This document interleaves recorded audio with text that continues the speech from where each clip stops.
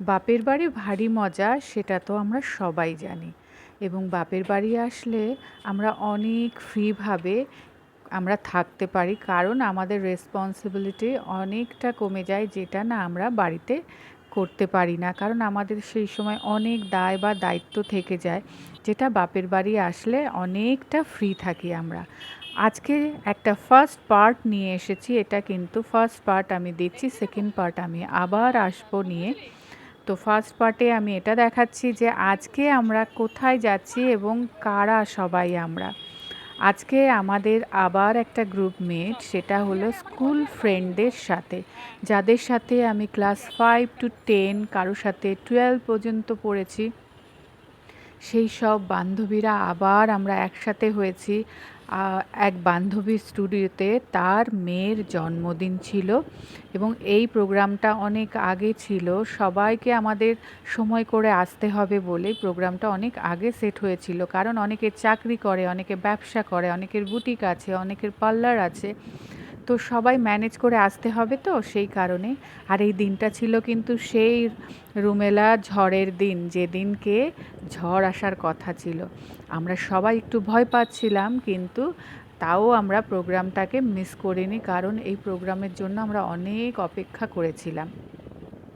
তো এবার এসে অনেক জায়গা ঘুরেছি, নতুন বান্ধবীদের সাথে যেমন পরিচয় হয়েছে, তেমনি পুরনো বান্ধবীদের সাথেও দেখা হলো, যাদের সাথে ছোটোবেলাটা কাটিয়ে বড় হয়ে উঠেছিলাম, মানে টিনেজে পা দিয়েছিলাম। তো এই বান্ধবী হলো সেই স্কুলের বান্ধবী আমার, আর সামনেও যে বান্ধবী যাচ্ছে সে আর একজন, সেও আমার, সবাই স্কুলের বান্ধবী, আমরা একসাথে পড়াশোনা করেছি।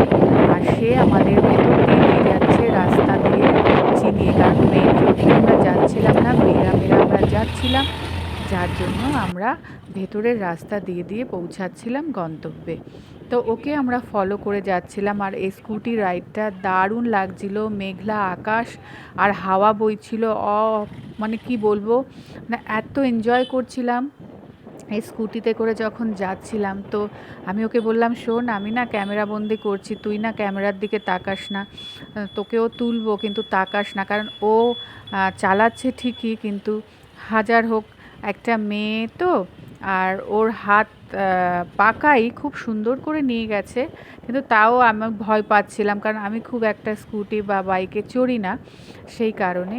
তো ওকে আমি বলে দিয়েছিলাম, ও বলেছিল যে তুই চিন্তা করিস না, আমি তোকে ঠিকঠাক নিয়ে যাব, অসুবিধা হবে না কিচ্ছু, তুই খালি চুপচাপ বসে থাক। তো আমি চুপচাপ বসে বসে ক্যামেরা বন্দি করছিলাম, আর আকাশে খুব মেঘ দেখে আমাদের সবারই টেনশন হচ্ছিল যে কি জানি কি হবে, কয়জন আসতে পারবে, কেউ আসতে পারবে, অনেকে দূর থেকে আসছিল, অনেকে আবার কাছাকাছি থাকে। এই বান্ধবী যেমন একদমই কাছে বিয়ে হয়েছে, সেই কারণে ওর সাথে আমি বলেছি তোর সাথে যাব। আর যে বান্ধবী আমাদেরকে নিয়ে যাচ্ছে সামনে রাস্তা দেখিয়ে, সেও কাছাকাছিই থাকে, দূরের নয়।